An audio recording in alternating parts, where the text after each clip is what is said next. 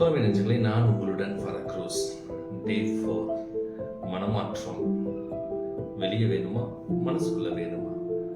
ஒரு சீடர்கள் எல்லாம் குருவை பார்த்து சொல்லியிருக்காங்க, குருவே, நம்ம ஒவ்வொரு கோயிலாக போயிட்டு வந்தால் கண்டிப்பாக வாழ்க்கையில் பெரிய மனமாற்றம் ஆகும், அதனால் அனுமதி கொடுங்க அப்படின்னு. அப்படியா அப்படின்னு அந்த குரு சொல்லிட்டு, சரி போயிட்டு பத்திரமா போயிட்டு வாங்க அப்படின்னு சொல்லியிருக்காரு. போகின்ற பொழுது கையில் ஒரு பாகற்காயை கொடுத்துருக்காரு. என்ன குருவே அப்படின்னு. நீ ஒவ்வொரு கோயிலாக போகிறப்பெல்லாம் அந்த பாகக்காவை பலிபீடத்தில் வச்சு வேண்டிட்டு வாங்க அப்படின்னு. சீடர்களுக்கு புரியவில்லை. ஆனால் குரு சொல்லிட்டார்ல, ஒவ்வொரு கோயிலாக போயிட்டு ஒரு வாரத்துக்கு அப்புறம் வராங்க. பாவக்காய் கொஞ்சம் சுருகி போயிடுச்சு. குருவே, ஒவ்வொரு கோயிலாக போனோம், ரொம்ப சந்தோஷமா இருந்துச்சு, இந்தாங்க நீங்கள் கேட்ட பாவக்காய் அப்படின்னு. உடனே இந்த பாவக்காய் பார்த்துட்டு குரு சொல்லியிருக்காரு, இந்த பாவக்காய் கொஞ்சம் சமைச்சு கொண்டு வர முடியுமா அப்படின்னு கேட்டிருக்காரு. சீடர்களும் போய் நல்லா சமைச்சிட்டு வந்திருக்காங்க. குரு அதை சாப்பிட்டு பார்த்துட்டு, என்ன பாவக்காய் கசக்குது அப்படின்னு சொல்லியிருக்காங்க.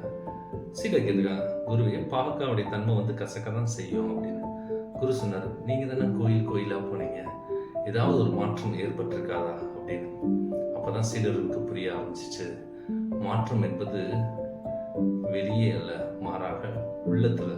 இன்னைக்கு பரிசேயர்கள் சதுசேயர்கள் இயேசுவை கேள்வி கேட்கிறாங்க, மாற்றத்தை பத்தி வெளியே பார்க்குறாங்க, ஆனா மனசுக்குள்ள பார்க்கணும். டே 4ல மாற்றத்தை மனசுக்குள்ள பார்ப்போம். இந்த நாள் இனிய நாளாக அமைய நல்வாழ்த்துக்கள்.